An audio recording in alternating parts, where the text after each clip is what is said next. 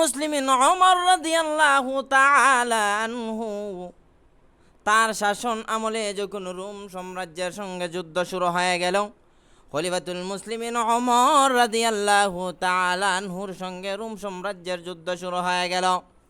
এইদিকে আল্লাহর নবীর সাহাবী আব্দুল্লাহ ইবনে হুযাফা রাদিয়াল্লাহু তাআলা আনহু খলিফাতুল মুসলিমিন ওমর রাদিয়াল্লাহু তাআলা আনহু আব্দুল্লাহ ইবনে হুযাফাকে বলে, আরে আব্দুল্লাহ, শুন, তোকে রোম সাম্রাজ্যের বিরুদ্ধে যুদ্ধে যাইতে হবে। আব্দুল্লাহ ইবনে হুযাফা রাদিয়াল্লাহু তাআলা আনহু বলেন, খলিফাতুল মুসলিমিন আমিরুল মুমিনিন ওমর, আপনি শুনেন, আপনি বলেছেন আমি রোম সাম্রাজ্যের সঙ্গে যুদ্ধ করব। ওগো আল্লাহর নবীর সাহাবী, শুধু কি তাই না, না না, আপনি যদি বলেন আমি নবীর মহব্বতে, আপনার মহব্বতে দ্বীন ইসলাম কায়েমের জন্য আমি শুধু রোম সাম্রাজ্যের সঙ্গে যুদ্ধ করতে রাজি নয়, আমার জীবনটা কুরবান করে দিতে রাজি আছি। এইদিকে রোম সাম্রাজ্যে ঘোষণা দিল, মুসলমানের বাহিনী যেই দিকে আসবে, হ্যাঁ রোম সাম্রাজ্যের সেনাবাহিনীরা তোমরা শোনো, যেই দিকে মুসলমানরা আসবে না কেন সেই দিক থেকে তোমরা তাদেরকে আক্রমণ করবা, তাদেরকে জিম্মি করে আমার কাছে নিয়ে আসবা। একদিকে এই খলিফাতুল মুসলিমিন ওমর রাদিয়াল্লাহু তাআলা আনহু তাদেরকে ব্যবসার জন্য পাঠাইলেন, এইদিকে রোম সাম্রাজ্য তাদেরকে হাত পেতে বসে আছে। যেই দিকে মুসলমানরা যাইবেন সেই দিকেই তাদেরকে আক্রমণ করবেন, সেই দিকেই তাদেরকে জিম্মি করবেন। এইদিকে আব্দুল্লাহ ইবনে হুযাফা রাদিয়াল্লাহু তাআলা আনহুকে তার সঙ্গে আরো কিছু সাহাবা একরামদেরকে সাথী সঙ্গে দিয়ে পাঠিয়ে দিলেন, একটা কাফেলা পাঠিয়ে দিলেন। রোম সাম্রাজ্যের সেনাবাহিনীরা এমনি গিয়ে রোম সাম্রাজ্যের কাছে বলতেছে, বাদশাহ মহোদয়, ওগো বাদশাহ, আমরা দেখেছি মুসলমানের একটা দল ওই দিকে তারা সফরে গিয়েছে, আমরা কি তাকে আমরা জিম্মি করব? রোম সাম্রাজ্য বলতেছে, আরে সেনাবাহিনীর সেনাপ্রধান, তোমরা শুনো, তাদেরকে জিম্মি করে আমার কাছে নিয়ে আসো। এইদিকে খলিফাতুল মুসলিমিন ওমর রাদিয়াল্লাহু তাআলা আনহু আব্দুল্লাহ ইবনে হুযাফা রাদিয়াল্লাহু তাআলা আনহুকে তার সেনা, তার এই যেই সফর বাহিনী ছিল সফর সাথীদের সর্দার বানিয়ে দিলেন। এই দিকে খলিফাতুল মুসলিমিন ওমর রাদিয়াল্লাহু তাআলা আনহু আব্দুল্লাহ ইবনে হুযাফা রাদিয়াল্লাহু তাআলা আনহুকে তার দলের প্রধান বানিয়ে পাঠিয়ে দিলেন। এইদিকে রোম সাম্রাজ্যের সেনাবাহিনীরা আব্দুল্লাহ ইবনে হুযাফা রাদিয়াল্লাহু তাআলা আনহুর তার দলকে তারা জিম্মি করে নিয়ে গেলেন। জিম্মি করে যখন নিয়ে গেলেন, আব্দুল্লাহ ইবনে হুযাফা রাদিয়াল্লাহু তাআলা আনহুকে রোম সাম্রাজ্যের বাদশা বলে, আরে আব্দুল্লাহ, তুমি শুনো, তোমাকে আব্দুল্লাহ শুনো, তোমাকে আমিরুল মুমিনিন খলিফাতুল মুসলিমিন ওমর রাদিয়াল্লাহু তাআলা আনহু তোমাকে এই দিকে প্রেরণ করেছে, তোমাকে প্রেরণ করেছে তুমি যাতায়াত করার জন্য, এর জন্য আমি তোমাদেরকে জিম্মি করে নিয়ে আসলাম। শুনো, যদি আমার কথা তুমি শুনো তাহলে তোমাকে ছেড়ে দেব, আর যদি তুমি যদি আমার কথা না শুনো তাহলে তোমাকে ছেড়ে দেওয়া হবে না, বরং তোমার সাথী সঙ্গী যারা আছে সবাইকে জেলের মধ্যে ভরে দেব, সবাইকে কারাগারে ভরে দেব। আব্দুল্লাহ ইবনে হুযাফা রাদিয়াল্লাহু তাআলা আনহু কোনো কথা বলেন না, কোনো কথা বলেন না, নিশ্চুপ হয়ে আছে, চুপ হয়ে আছে, কোনো কথা বলেন না। এমনি রোম সাম্রাজ্যের বাদশা বলে, আরে আব্দুল্লাহ, ও আব্দুল্লাহ, তুমি কেন কোনো কথা বলো না? তোমাকে প্রশ্ন বারবার প্রশ্ন করা হইতেছে, তুমি কেন প্রশ্নের উত্তর দাও না? এমনি আব্দুল্লাহ ইবনে হুযাফা বলতেছেন, আরে রোম সাম্রাজ্যের বাদশাহ, আপনি যে আমাকে যেই প্রশ্ন করতেছেন সেই প্রশ্নের আমার কাছে কোনো উত্তর নাই। আপনি বলতেছেন আপনার শর্ত আমি মেনে নিতাম। কি প্রশ্ন করেছিলেন? রোম সাম্রাজ্য তাকে একটা প্রশ্ন করেছিল। কি প্রশ্ন করেছিল? আরে আব্দুল্লাহ, শুন, তুমি যদি আমার কথা মেনে না তাহলে আমি আব্দুল্লাহ তোমাকে ছেড়ে দেব। আব্দুল্লাহ বলে, কি প্রশ্ন আর কি উত্তর দিতে হবে? এমনি রোম সাম্রাজ্যের বাদশা আব্দুল্লাহ ইবনে হুযাফা রাদিয়াল্লাহু তাআলা আনহুকে বলে, আরে আব্দুল্লাহ, প্রথমত শর্ত হলো তুমি যেই মুসলমান ধর্ম গ্রহণ করেছ, আমি তো মুসলমান, আমি তো খোদা দাবি করি, তুমি নাকি আরো অন্য একজনকে খোদা মানো, কিন্তু তাকে খোদা মানা যাবে না, আমাকে খোদা মানতে হবে, প্রথম নাম্বার শর্ত। আব্দুল্লাহ ইবনে হুযাফা রাদিয়াল্লাহু তাআলা আনহু কোনো কথা বলেন না, কোনো কথা বলেন না, কোনো উত্তর দেন নাই। 2 নম্বর প্রশ্ন করলেন, আরে আব্দুল্লাহ শুন, তুমি আব্দুল্লাহ যদি আমার শর্ত মেনে নাও, এই গোটা রোম সাম্রাজ্যর মালিক তোমাকে বানিয়ে দেব। শুধু তাই না, না, আমার একজন সুন্দর মহিলা আছে, আমার সুন্দর একজন মাইয়া আছে, ফুটফুটে সুন্দর, পুরো রোম সাম্রাজ্যের মধ্যে আমার মেয়ের মতো এত সুন্দর মেয়ে আর এই রোম সাম্রাজ্যের মধ্যে নাই। আরে আব্দুল্লাহ শুন, তুমি আব্দুল্লাহ যদি আমার কথাটা মেনে নাও, তাহলে আমি রোম সাম্রাজ্যের অর্ধেক বাদশাহী তোমাকে দান করব। শুধু কি তাই না, না, না, আমার একজন সুন্দর মেয়ে আছে, আমার একজন সুন্দর কন্যা আছে, ওই কন্যাটাকেও তোমার কাছে বিবাহ দেব। তুমি যদি রাজি হয়ে যাও, তোমাকে এইগুলোর মালিক বানিয়ে দেব। শুধু তাই না, না, তোমাকে আমি জেলখানায় ভরব না, গারদখানায় ভরব না, তোমাকে আমি জিম্মিও করব না। এমনি আব্দুল্লাহ ইবনে হুযাফা, হাদিসের মধ্যে আসছে, আব্দুল্লাহ ইবনে হুযাফা রাদিয়াল্লাহু তাআলা আনহু নিশ্চুপ হয়ে বসেছিলেন। যখন বললেন, আরে আব্দুল্লাহ, তুমি মুসলমান ধর্ম ত্যাগ করে আমার ধর্মে চলে আসো, এমনি আব্দুল্লাহ ইবনে হুযাফা রাদিয়াল্লাহু তাআলা আনহুর শরীরের পশমগুলা দাঁড়িয়ে গেলেন, লাফ দিয়ে উঠে বলেন, আরে রোম সাম্রাজ্যের বাদশা, তুমি যেই মুখ দিয়ে এই কথাটা বলেছো, দ্বিতীয়বার এই কথাটা আর বলবা না। এই কথা আমি আর শুনতে চাই না, আমি এই কথা শুনতে চাই না।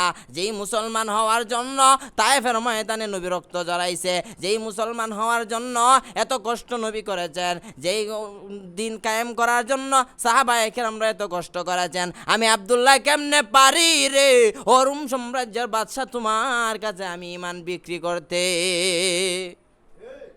যখন এই কথা বললাম, এমনি রোম সম্রাট রেগে গিয়ে বলতেছেন, সেনাবাহিনীর প্রধানকে ডেকে ডেকে বলতেছেন, তাকে গারদখানায় প্রবেশ করান, তাকে জিম্মি করে তাকে জেলখানার ভিতরে প্রবেশ করানো হোক। যখন আব্দুল্লাহ ইবনে হুযাফা রাদিয়াল্লাহু তাআলা আনহুকে জেলখানার মধ্যে ভরে দিলেন, জেলখানায় ঢুকিয়ে দিলেন, এমনি আব্দুল্লাহ ইবনে হুযাফা রাদিয়াল্লাহু তাআলা আনহুকে রোম সাম্রাজ্যের বাদশাহ সেনাবাহিনীকে বলতেছেন, ও সেনাবাহিনীর প্রধান, ও গারদখানার প্রধান, আব্দুল্লাহ ইবনে হুযাফাকে যে জেলখানার মধ্যে ঢুকানো হয়েছে তার জিম্মাদারকে। এমনি জিম্মাদারের প্রধান চলে আসছেন, আইসা হলো, বাদশাহ মহোদয় কি বলেন, কি বলেন? এমনি বাদশাহ, রোম সাম্রাজ্যের বাদশাহ বলতেছে, ওই আব্দুল্লাহ যে জেলখানার মধ্যে ঢুকানো হয়েছে, ওই আব্দুল্লাহর যখন খিদা লাগবে, ওই আব্দুল্লাহকে হালাল কোনো খাবার দিবেন না, হালাল কোনো খাবার দেওয়া যাবে না। আব্দুল্লাহ ইবনে হুযাফাকে তোমরা মদ আর শুকরের গোশত দেবা। যখন ওই কথা বলে দিলেন, যেমন কথা তেমন কাজ। আব্দুল্লাহ ইবনে হুযাফা রাদিয়াল্লাহু তাআলা আনহুকে যখন জেলখানার মধ্যে ঢুকিয়ে দিলেন, এবং ওই যখন গারদখানার প্রধান আছে যে যখন খাবার নিয়ে যায়, আব্দুল্লাহ ইবনে হুযাফা রাদিয়াল্লাহু তাআলা আনহুকে হালাল কোনো খাবার দেয় না, শুকরের গোশত দেয় আর মদ দেয়, পানি বানায়া দেয়। এমনি আব্দুল্লাহ ইবনে হুযাফা রাদিয়াল্লাহু তাআলা আনহু বলেন, আরে ভাই শুন,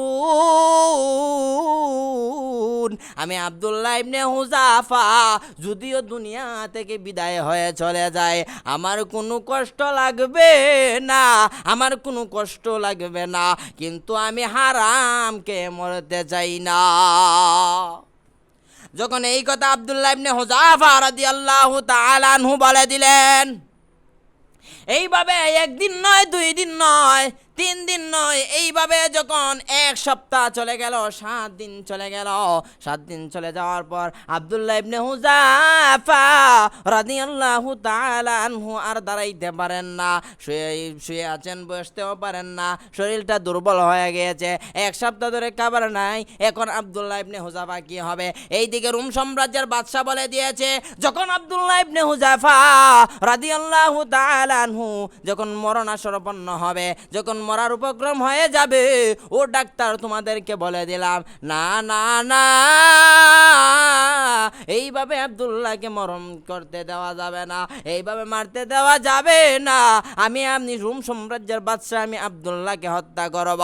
যখন আব্দুল্লাহ ইবনে হুযাফা অসুস্থ হয়ে দুনিয়া থেকে বিদায় হওয়ার উপক্রম হবে, তোমরা তাকে চিকিৎসা করবা, তোমরা তাকে খাবার দিবা। যখন 1 সপ্তাহ চলে গেল, 7 দিন চলে গেলেন, এমনি আব্দুল্লাহ ইবনে হুযাফার শরীরটা দুর্বল হয়ে গেল। এমন দুর্বল হয়ে গেল, আব্দুল্লাহ ইবনে হুযাইফা রাদিয়াল্লাহু তাআলা আনহু দাঁড়াইতে পারেন না, বসতেও পারেন না, হেলান দিয়েও বসতে পারেন না, শুয়ে শুয়ে আছেন। আর আল্লাহর কাছে দোয়া করে, প্রভু গো, ওগো মালিক, আমি আপনার মহব্বতে আপনার দিনকে কায়েম করার জন্য, আপনার হাবিবের দিনকে কায়েম করার জন্য এই জায়গায় আসছি। আমি হারাম খাইতে চাই না, হালালকে মরতে চাই। আপনি যদি আমাকে হায়াত দেন, হালাল খাওয়ায় হায়াত দিবেন, আর যদি মরণ দেন, হারাম খাওয়ায় মরণ দিবেন না। এইভাবে যখন আল্লাহর কাছে হাজারি করতে লাগলেন, এমনি ডাক্তার আইসা বলতেছেন, আরে আব্দুল্লাহ, তোমার তো এমন অবস্থা হয়ে গেছে, তুমি যদি না খাও তাহলে তোমার মরণ নিশ্চিত হয়ে যাবে। কিন্তু কিতাবের মধ্যেও আছে, হাদিসের মধ্যেও আছে, আল্লাহ তাআলা ওই সময় হারাম কেউ হালাল করে দিয়েছেন। আপনি যদি মরণাসন্ন হয়ে যান, ওই সময় আপনার জন্য হারাম খাওয়া জায়েজ আছে। কিন্তু আব্দুল্লাহ ইবনে হুযাইফা রাদিয়াল্লাহু তাআলা আনহু জায়েজ হওয়া সত্ত্বেও খাইলেন না। কেন খাইলেন না? কারণ হলো, যদি হারামটা ভিতরে যায় আর তার দেহটা দুর্বল হয়ে যায়, ঈমান হারা হয়ে যায়, এর জন্য আব্দুল্লাহ ইবনে হুযাফা হারাম জায়েজ হওয়া সত্ত্বেও সে পান করেন না। কেমন ছিলেন আল্লাহর নবীর সাহাবী আব্দুল্লাহ ইবনে হুযাফা? আব্দুল্লাহ ইবনে হুযাফাকে গিয়ে বলতেছে, আপনি যদি খাবার না খান তাহলে মরে যাবেন। এমনি আব্দুল্লাহ ইবনে হুযাইফা রাদিয়াল্লাহু তাআলা আনহু বলেন, কি খাবার এনেছো? দাও, আমাকে খাবার দাও। এমনি ডাক্তার বলতেছেন, আরে আব্দুল্লাহ, তোমার প্রতি আমার মায়া লেগে গিয়েছে, তোমার এই অবস্থা দেখে আমার তো বড় মায়া লাগতেছে।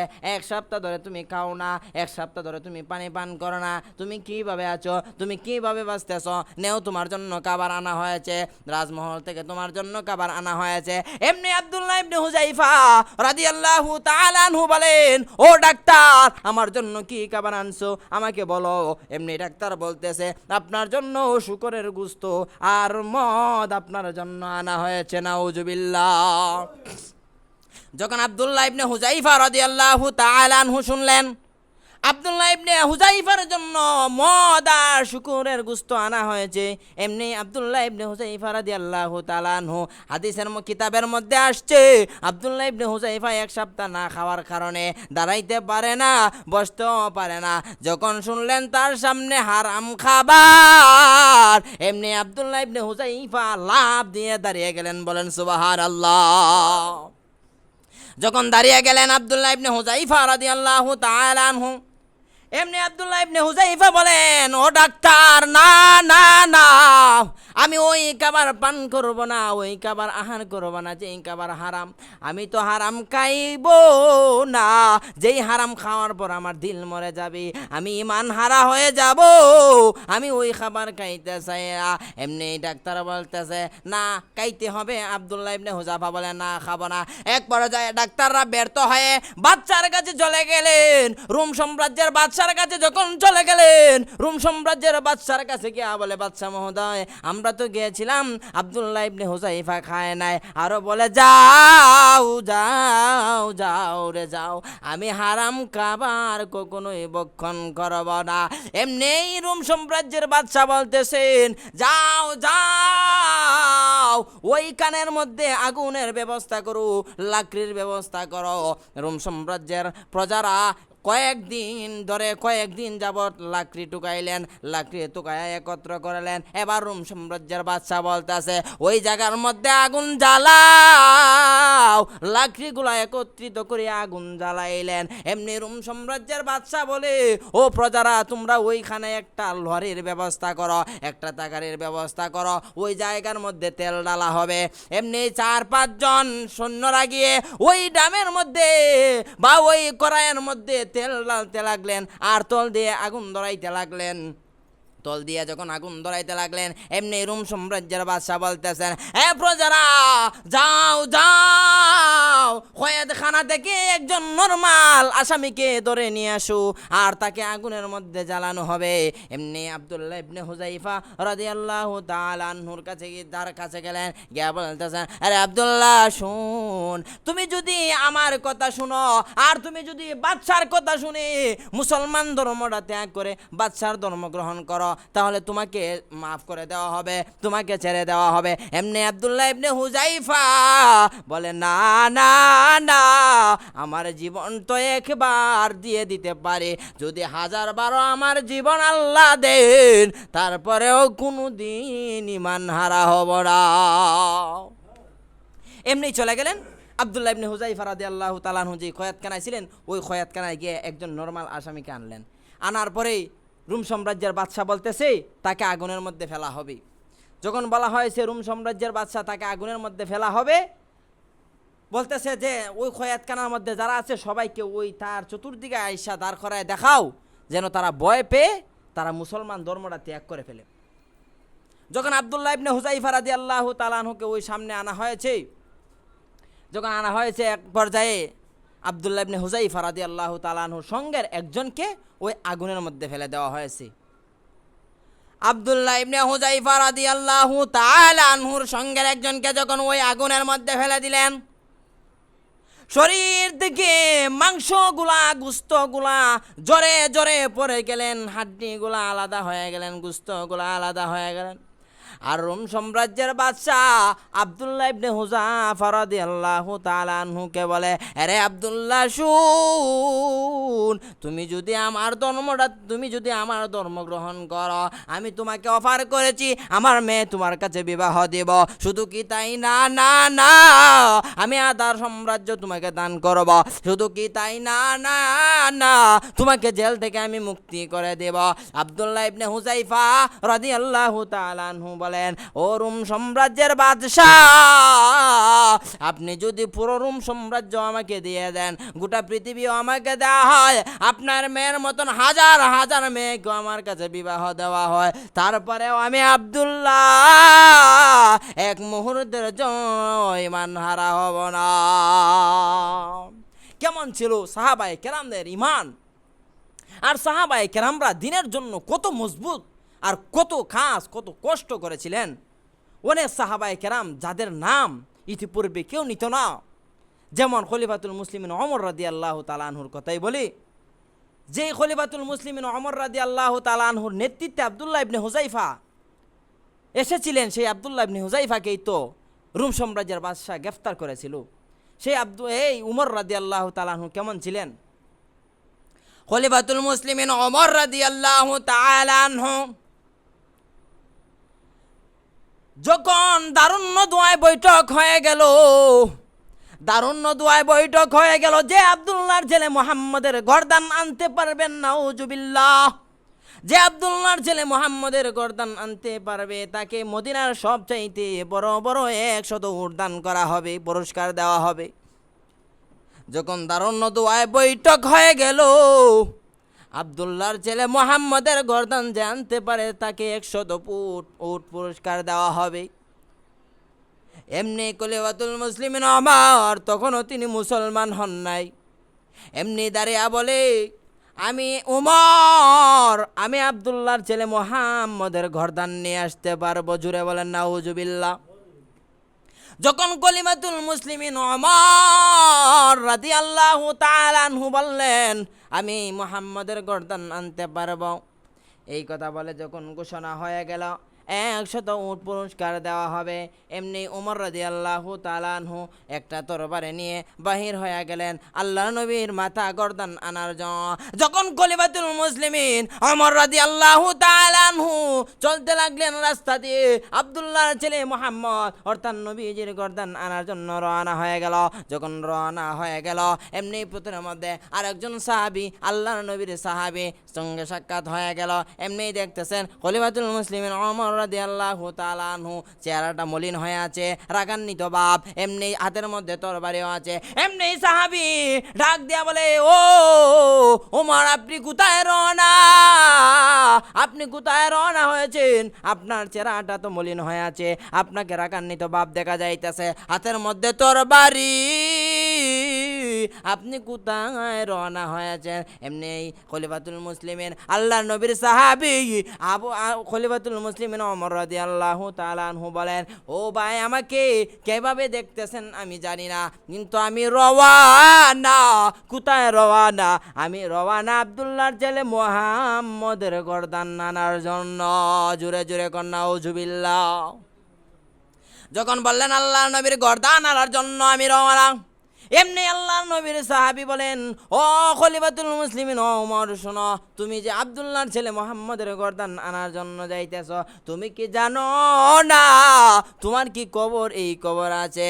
কি কবর? এমনি ওই সাহাবী বলতেছেন, আরে খলিফাতুল মুসলিমিন ওমর, আপনার বোন এবং ভগ্নিপুত বোনের জামাই আব্দুল্লাহর ছেলে মুহাম্মদের হাতে হাত রেখে মুসলমান হয়ে গিয়েছি। যখন ওই কথাটা বললেন, খলিফাতুল মুসলিমিন ওমর রাদিয়াল্লাহু তাআলা আনহুর মিজাজটা আরো গরম হয়ে গেলেন। যখন গরম হয়ে গেল, খলিফাতুল মুসলিমিন ওমর রাদিয়াল্লাহু তাআলা আনহু আরো রাগান্বিত হয়ে দৌড়াইতে লাগলেন। খলিফাতুল মুসলিমিন ওমর রাদিয়াল্লাহু তাআলা আনহু আগের চেয়ে আরো রাগান্বিত হয়ে যখন দৌড়াইতে লাগলেন বোনের বাড়িতে যাইবে, বোনের বাড়ির দরজার সামনে গিয়ে আওয়াজ শুনতেছে, কোরআন তেলাওয়াতের আওয়াজ। উমর রাদিয়াল্লাহু তাআলা আনহু তো আর জানেন না এটা কিসের আওয়াজ। এমনি শুনেন বোন আর বোনের জামাই ঘরের মধ্যে কোরআন তেলাওয়াত করে। এমনি খলিফাতুল মুসলিমিন ওমর রাদিয়াল্লাহু তাআলা আনহু শুনতেছেন। শুনিয়া যখন হঠাৎ ঘরের মধ্যে প্রবেশ করলেন, ঘরের মধ্যে প্রবেশ করার আগেই তার বোন আর তার বোন জামাই টের পেয়ে গেল খলিফাতুল মুসলিমিন ওমর আসতেছে। যখন টার পাইলেন, তার বোন ওই কোরআন শরীফের পৃষ্ঠাটাকে লুকিয়ে রাখলেন। এমনি খলিফাতুল মুসলিমিন ওমর রাদিয়াল্লাহু তাআলা আনহু ওই ঘরের মধ্যে প্রবেশ করিয়া তার বোনকে বলতেছেন, বোন রে, তুই কি তিলাওয়াত করেছ? তুই কি মুসলমান হয়েছ? তুই কি আব্দুল্লাহর ছেলে মুহাম্মদের হাতে হাত রেখে মুসলমান হয়েছ? এমনি তার বোন বলতেছে, হ ভাই, আমি মুসলমান হয়ে গিয়েছি। আমি আর আমার স্বামী দুজন আল্লাহর নবীর কাছে হাত রেখে আমরা তো মুসলমান হয়ে গিয়েছি। এমনি খলিফাতুল মুসলিমিন ওমর রাদিয়াল্লাহু তাআলা আনহু বলতেছেন, তুই ওই পৃষ্ঠাটা কোথায় লুকাইছিস? বোন বলতেছে, না না, আপনাকে দেওয়া যাবে না।